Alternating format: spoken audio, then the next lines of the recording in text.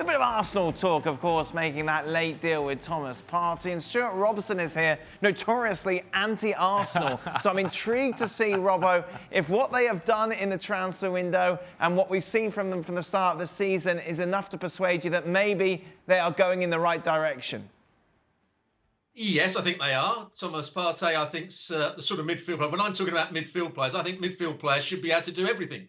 They should be able to close the ball down. They should be decent enough on the ball to play around pressure, which you're going to have to do if you're playing out from the back with Arsenal. You have to have enough discipline defensively. You need to be able to pass it forward as well. And when I look at the Arsenal midfield players, Xhaka is ill-disciplined at times. You know, he's a good passer of the ball. Thomas Partey, I think, gives Arsenal all those qualities, all the attributes you need to be a good midfield player. He's not outstanding at any one, but he's athletic enough to be good defensively. I think he's got good understanding of where he should be defensively. I think he can play around pressure, and he's also got the energy and the athleticism to get forward when he needs to, and he can cover his fullback as well. So I think that's a very good signing. And of course, Aubameyang staying is a brilliant signing for Arsenal. So is that enough, Thomas Partey, to see Arsenal go top four, Robbo, in your opinion?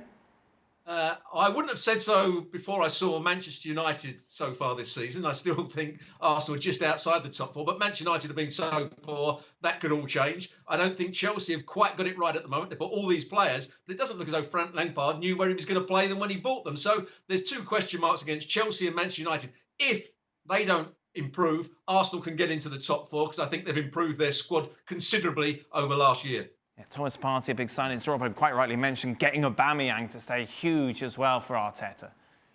And let's talk about Thomas Partey for a second. For years, when you talk about Arsenal, one of the things that we all criticize is you needed a presence in the midfield.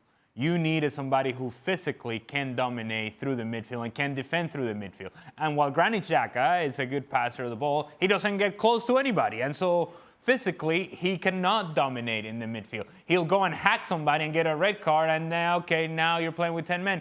Whereas Thomas Partey, I think, has, and Robo just alluded to it, enough athleticism where he can physically dominate the midfield because he can get close to people, and he's going to tackle somebody, and he's going to establish a way of playing that Arsenal haven't been able to show us for the last few seasons. And so it's important that that presence and that athleticism remains there for Arsenal. As for Aubameyang, obviously, this is the key for Arsenal.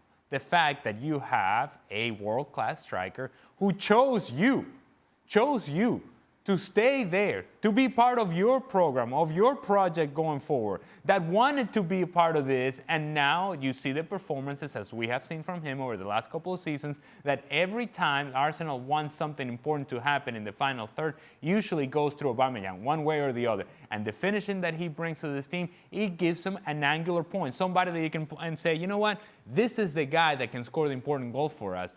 That, I think, is critical for Arsenal. Thanks so much for watching ESPN on YouTube. And for more sports highlights and analysis, be sure to download the ESPN app. And for premium content and live streaming, subscribe to ESPN Plus.